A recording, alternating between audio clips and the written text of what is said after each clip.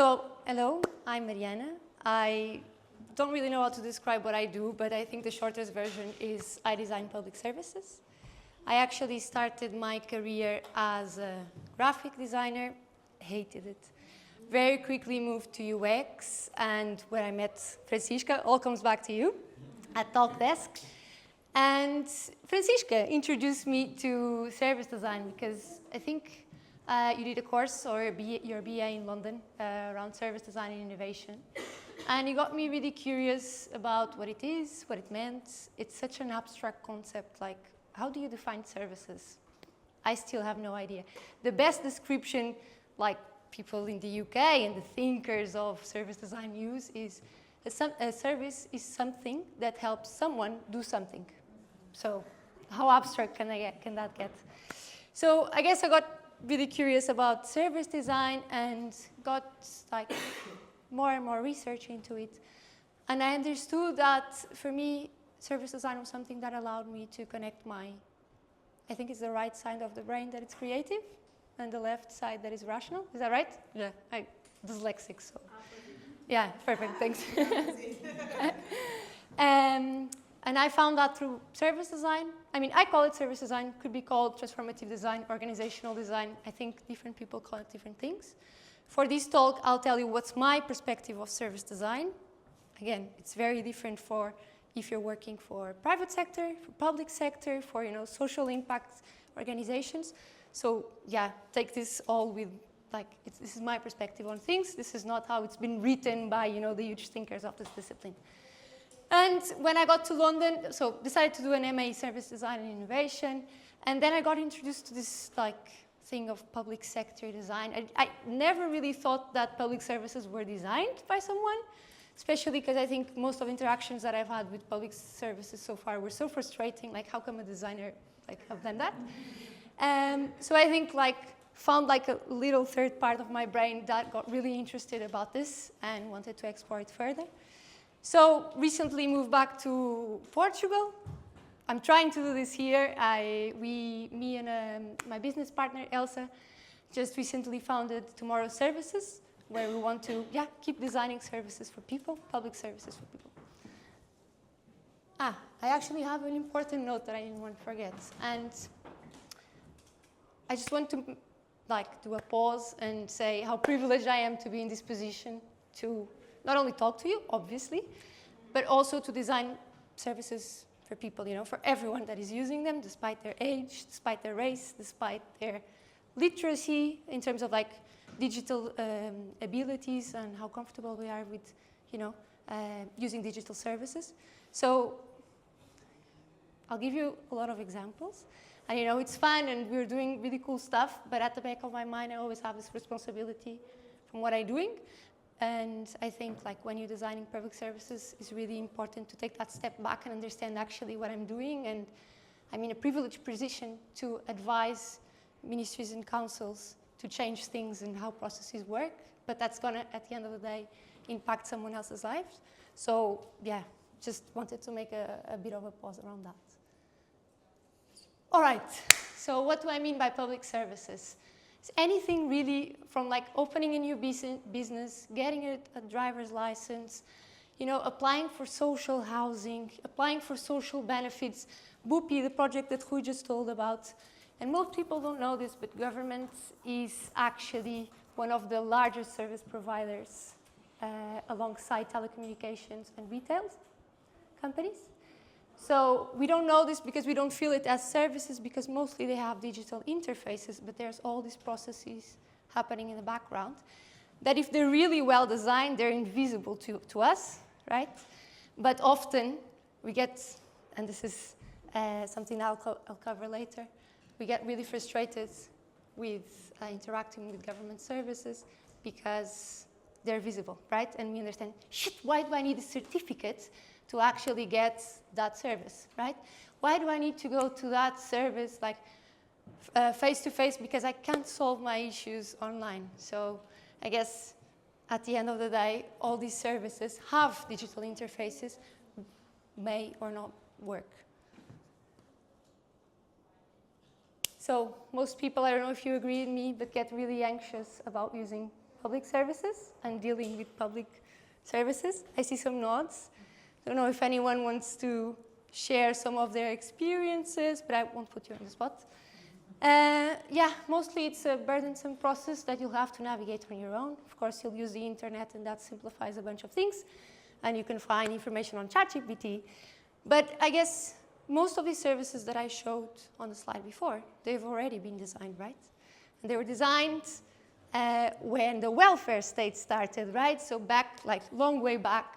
And the processes, the legacy processes and systems that were created back then, they're just not fit for purpose anymore. They're not fit for, the internet area that we're living in. They're not fit especially for the AI era. So I guess we want to think about them, or we need to think about them a little bit different. So there's a lot of challenges about working with the public sector. And those of you who work with public bodies will understand. And I think I wanted to cover just a few of them. And first, like, if we have the people and the, citizens, residents, immigrants, whoever we're designing for at the center, often, very often, and I hope you'll agree with me, public institutions don't really involve the communities and the people that they're serving in the process. So they're not asking us for our feedback. They're not, involving, as we were saying in their BUPI project, they're doing this work of involving the elderly and involving the people that are actually using this service in creating them. But one of the biggest challenges I find with working with government is, advocating for this, advocating that we need to bring people's voices into that decision-making and into that process. There's a lot of redundancies created by bureaucratic processes. So certificates, I think it's like the worst word you'll hear, saying, yeah, you need this to do that, and you have to navigate yourself through different institutions to get it. And at the end of the day, that leads to fragmented experiences for us, for people that are using the services. So that's what happens, like in the front end, as us, people using the service. But what happens at the back end is that actually the people that are providing those services, often front door staff or front end staff, as they're called, they're really unmotivated. They're unmotivated because they have like shitty tools to work with. I'll show you some pictures. They're so outdated. They don't allow for collaboration. They have these processes. They also don't want to ask you for a certificate. I can tell you for sure, but they have to, because they have to oblige these processes that were set by someone a bunch of years ago, and they haven't been revised by anyone. But then there's also like wider systemic challenges, as we also spoke about when designing public services. Sometimes, and these are really lengthy processes of changing a service. There's, if you're living in Portugal, there's elections almost every year, apparently. So how come you can actually continue a process of changing a service when, you change from the left wing to the right wing, and they want to change the name of the administration from one to the other? How come, like, there's governance structures that, as much as we designers want to change them and influence them, they're like embedded in the system and they're not being challenged by anyone else. And then there's, of course, like a traditional culture, very adverse to change.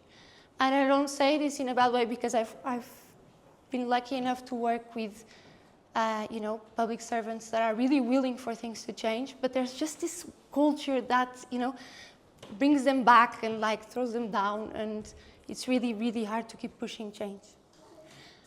Just as the image isn't great, but these are some of the systems that front door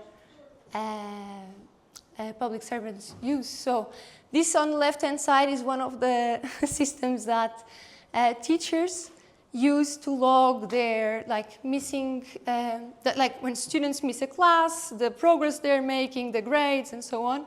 And on the right-hand side, it's a system used by doctors at our NHS to find all information about patients, surgeries, and appointments. So yeah, I guess you can see really well, but there's only so much we can do with these infrastructures and legacy systems. And I guess just pausing here, and as I was saying before, the impact of all this is, often on the most vulnerable, often on the ones that are underrepresented. So here, I'll just give this one example that on the left-hand side. Recently, a process for immigrants has changed. So they have to get a credential on their criminal record through IMA, which is Agência, I can't translate in English, sorry. And that's, whether you're in or against that policy, that needs to have infrastructure to back it up. So what happened, actually, there were like dozens and dozens and dozens of people waiting in lines, queuing over line with children, at the risk of, if they didn't get that certificate that needed to be stamped like in person, they could get like deported from this country. So I guess there's really no alternative when you're using public services most often, especially for the most vulnerable. So having this in mind, designing public services from my experience, don't know if you agree, Rui, and the others, but this isn't a sprint. It's really not. It's like an ultra marathon. And I guess I've never, I'm not a runner. So I put this analogy, but yeah, I'll try to explain it. But I guess if you're planning to run an ultra marathon, first you have to decide to do it. Then you have to actually say, okay, how am I going to do this? How am I going to reach this goal, right? You have to plan it. You have to plan how many times you practice, who you practice with. So there's also about finding that community that supports what you're doing. And then actually running it. There's a bunch of steps in the middle, right? But actually running it. And then when the day that you're running the marathon, you might not be able to do it. I don't know, you have an injury, you have something, and then like your project just went down the drain. And I think that happens often, from my experience, when designing public services, is that there's a new election coming, so all the effort that you put through, sometimes it doesn't go through, and yeah, that's just how it is, but sometimes it's a bit frustrating. Yeah, and then 10 times X. So, changing how a service works end-to-end, front to back, and across channels might take years. So when I say end-to-end, is all the touch points a person or I'll just call it a citizen to make it easier, a citizen has with a service. Front to back is the citizen at the front, but also back, meaning backend processes, systems, data, and all the things that allow that service to work at the front end. And all the channels, of course, that both the citizen and staff interact with. It may take many people from different organizations, disciplines, and professions just to change one small part of the service. Building a new app or a website is often the easiest part. Changing the rest of the service is very likely not. So redesigning things like a letter, sending out a proactive SMS like, hey, Mariana, in about 30 days, your driver's license is going to expire. You have to do this and this and that to renew it. Replacing a legacy IT system that, like I've shown you, or getting a revised piece of legislation in front of ministers to get rid of unnecessary certificates and documentations, will certainly take months of years. You can't really see it, but I brought this example. I was trying my best to find Portuguese examples. So I came across this recently. So in order for you to apply for a special education needs allowance, there's this really great website from Social Security System that was launched recently. There's a bunch of functionalities, right? And I was scrolling down and then I saw this bit, right? This is like the forms that you need to fill out in order to get this benefit. And those are like, there's like extra documentation that you need to have. Some are simple, like, a copy of your national ID, but some are actually not, and some have timestamps to read. So you need to have the certificate issued less than a month ago or something like this. So I guess my point here is that, yes, this like social security like software and website that we use, it's a great looking interface, right? It's our touch point with the users, and it's, it's beautiful, looks great. But then the process didn't really change, right? So we're still asking people for all these like forms. I should have counted it, but they're probably like 15. For all these different forms that they need to collect from different institutions, in order to get this allowance. And I've actually worked in a project in the UK with special education needs services. So these are people, like sometimes children that have autism, that have like disabilities, and parents are really overwhelmed with already taking care of their children, and like getting healthcare services for them and school services adapted to their needs. And on top of all this, we're asking them to just go to 10 different institutions to pick up different certificates and then get your allowance. So I guess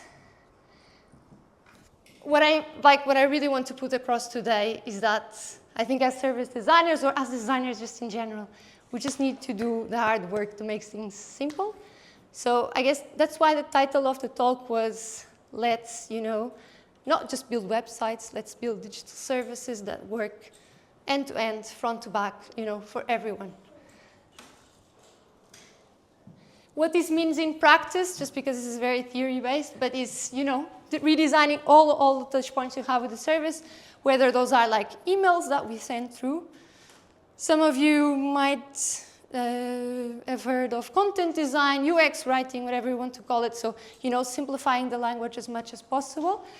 I have a very funny fact about this. So today I was working with a colleague, and he told me that his kid has just phoned him saying, "Dad, I got a message from like a public body saying that I've received correio electrónico." Sorry, not sure how to translate this. And he was asking his dad, "What does that mean?" And he was like, "It's just an email." So we need to adapt the language to whoever we're talking to as well. I just found it so funny. As I was saying, revising all the different interactions we have with a citizen or with just people in general, websites, our apps, our portals, our customer support, like SMS and WhatsApp messages that we send, but also the front desk services and the public services that are, the face of the service. And then whatever chatbots, other organizations that people have to interact with in order to achieve that goal that they're setting out to do. But then there's also mapping all the internal processes, the tools and the systems that these workers use, the data, how does data flow between the different institutions? And if it doesn't, how come, can you change that? But if you can't, which is most often the case, how do you work around that to make the services easier for people to use? Then, of course, all the bureaucracy that also staff has a pain to deal with. And then all the different teams and departments that are involved in providing that service. And then all the connections and relationships with all those other organizations that provide the service as well. Or that, in a way, they are an interaction in that journey, like a step in that journey that the person needs to go through. And then you just have to do this for all the stages of a service, right? So how do you find it? How do you decide if you want to use that service or not? How do you join? And I guess join and onboarding kind of are the same step. How do you use that service? How do you feedback? And how you leave it?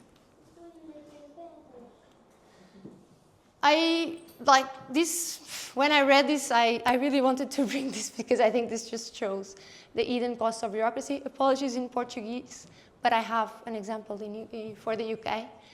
Os custos da burocracia em Portugal rondam os 10 milhões de euros por ano, que é quase o orçamento do Serviço Nacional de Saúde. Repito, os custos da burocracia em Portugal rondam os 10 milhões de euros. É pouquinho, é pouquinho. This is insane. This is insane. This is like, they've measured this cost from like the systems that are used, the hours that staff spend, you know, providing these bureaucratic steps to people. This is absolutely insane. And it's undervalued, though. And it's probably undervalued, yeah. And then also studies that say that you will take about 356 hours to open a company, and above all this, another 391 hours just in bureaucratic tasks that you have to do. I mean, I just opened the business. It was a pain in the ass. It was, and there were bits that worked really well in terms of like data interoperability, and because we were two founders, I mean, I was surprised with some bits, but it's just the process end to end didn't really quite work that well. So we're having to spend these hours in bureaucracy. Example for the UK. The average UK adult citizen spends a week and a half dealing with government bureaucracy every single year. Like, why are we still like in this space? This is like we're in a AI era. Like, come on. I'm not saying that governments should adopt AI. I think we need to be extremely careful how governments adopt AI. But like, how come this is happening at the same time that, you know, ChatGPT is working? I want to be fair, and there's been a lot of work done in Portugal around bureaucracy and a fight against bureaucracy. So in 2006, there's this program that started that's called Simplex, and it's still ongoing. It started with PS. And you know, there's a bunch of things that you can do online, and they actually work end to end. So, for example, renewing your visa, doing your IRS. How is it? There's no translation because in other countries you don't do IRS, I think. So you can do it automatically, which before people would have. I remember my mom having tons and tons and tons of faturas, receipts. And she had a logbook that she would write them down, right, to just check if everything was correct. And then, like, you can just register a child.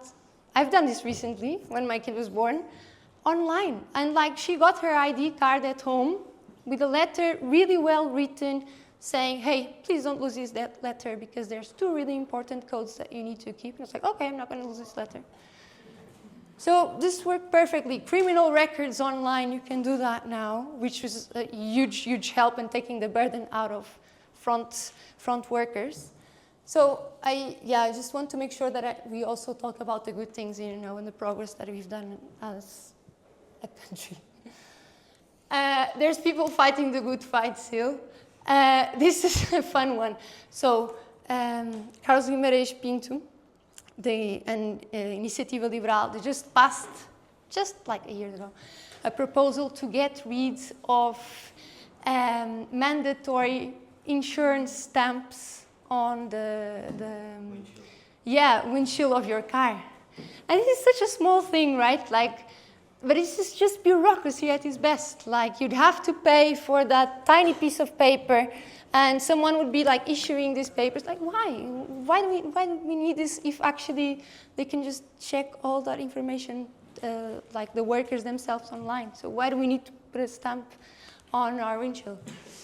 And then there's, of course, the brilliant work done by Chave Móvel Digital, which is our digital authentication system created back in 2014, which allows you to use a bunch of services online. So this, I think, has been recognized in Europe as one of the best infrastructures in terms of data safety, which allows us to use all the services online. Okay. So at the end of all this, what does this have to do with service design? I mean, I know that I haven't shown you, and I think we also didn't show any blueprints, any shiny personas, any shiny artifacts and websites and I don't know, all the marketing materials that consultancies put out there. And that's because I have to believe in this. This is a quote that I that I consider to be 100% true is that service design is about 10% of design and 90% about creating the conditions for design to happen. And this 90% is actually like stakeholder management, selling service design, which is such an abstract concept. I struggle with it every single time. Gaining the hearts and minds of the front-end workers, but also the ministers and the people that are like have budgets and are making decisions. And you know, at the end of the day, just convincing that, you know, designers or people that have come from a law background can actually be in the room and having discussions with, you know, whoever has the budget to make these decisions and influence those decisions at the end of the day. So I think this 90% is just about getting buy-in. Buy-in to be allowed to be in that room to then start helping people to make decisions. So this is actually a quote by Blue Down, which the book that I have shared is from her. And she's one of like a really great thinker about service design, especially in governments. So if you're interested, I highly recommend reading her. And she also has this, so service design can be really anything. It could be a conversation you have to get buy-in on a project that you want to do. It could be an email that you've changed the, you know, the content and the language to make it simple for someone to use the service. It could be a coffee you have to someone again to get buy-in. It could be like a nice, not a nice in terms of like aesthetic, but like a well designed diagram that explains the backend, all the teams that are surrounding the service.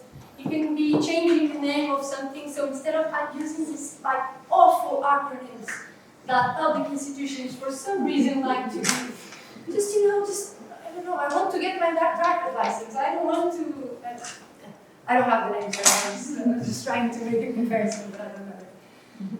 You know, it's giving permissions to do something, is sometimes exchanging an API, is, she has so many good things that I need to read out. Applying for a fund, hiring people, spending 6 months getting money, making friends most of the time so you get that buy-in.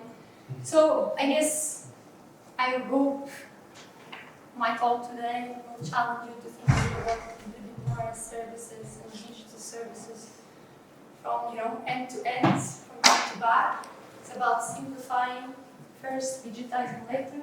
So once you're, I don't know how many of you are UX designers, but if you are, and I know that you're very embedded on working on that product, that app, that portal that you're working on, but sometimes also trying to look at the bigger picture, trying to understand like, how do people get to that website? Like, how do they then make a decision to continue using it? Do they need to interact with other services because we're asking them for, I don't know, X? So yeah, we founded Tomorrow Services, me and Elsa with this goal to work side by side with organizations, to listen first in order to improve customer experience, to streamline services before digitizing them, and then simplifying processes. That's it.